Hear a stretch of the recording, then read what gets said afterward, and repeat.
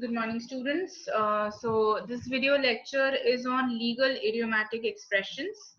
This is, of course, supposed to help you revise legal idiomatic expressions. Please remember that a lot of these idiomatic expressions um, are actually in Latin. They are of Latin origin, or they are foreign phrases. So all the foreign phrases and words that I may have already discussed with you may also qualify as legal idiomatic expressions. Okay, so keep that in mind. And as of now, I'm just focusing on idiomatic expressions uh, which have their origin in English language only. But just letting you know that legal phraseology has a lot of uh, things that of course have originated in Latin or French languages. So you also need to keep those in mind. As of now, let's just look at the 10 legal idiomatic expressions that I have put on the slides for this lecture. Let's begin with the first one. First is above the law. Now, what does it mean? It basically means to be exempted from the laws that apply to everyone else.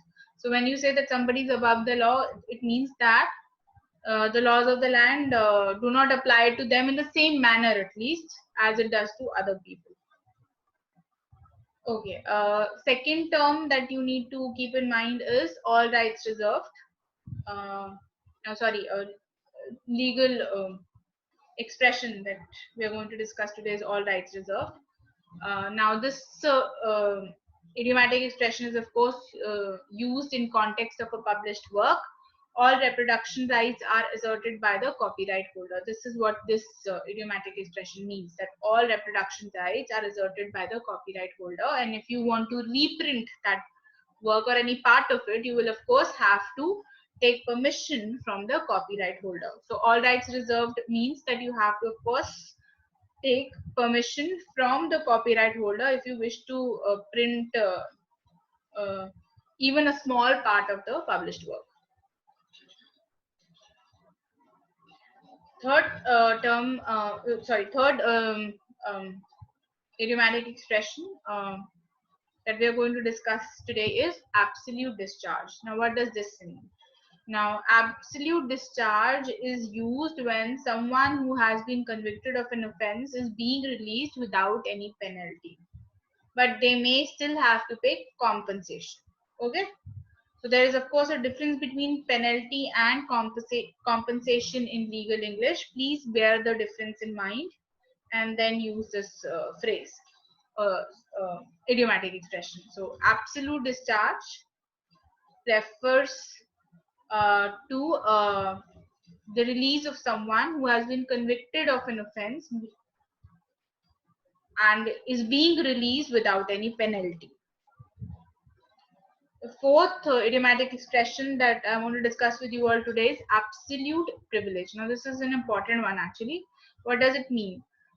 It means a defense which can be used in a case of defamation if the statement from which the defamation arose was A. Made in Parliament, B. In fair and accurate news reporting of court proceedings, or made during court proceedings.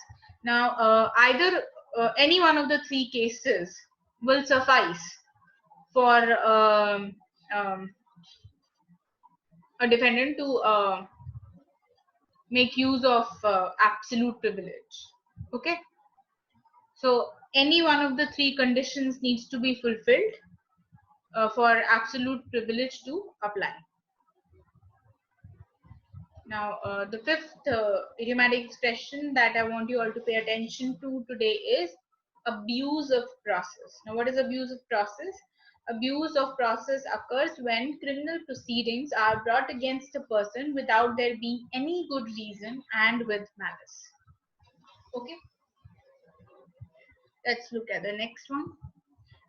Adverse possession. Now, adverse possession means intentionally occupying land to prevent the rightful owner or tenant from using it. The seventh one that we are going to take a look at today is alternative verdict. A person being found guilty of a less serious crime than the one they were charged with. So this expression is used when a person is being found guilty of a less serious crime than the one they were charged with. If a more serious charge has not been proved and the defendant has been found not guilty, the defendant may be found guilty of a less serious crime instead. For example, there may not be enough evidence to convict someone of a murder, but there may still be enough for a manslaughter conviction. This is known as an alternative verdict. Now, what is book value? Okay, the book value is the value of a fixed asset such as a building or machine as recorded in an organization's books. The book value of an asset at any time is its cost minus its accumulated depreciation. And okay, just to give you further information on this idiom, this expression, book value, then organizations often use the book value to um,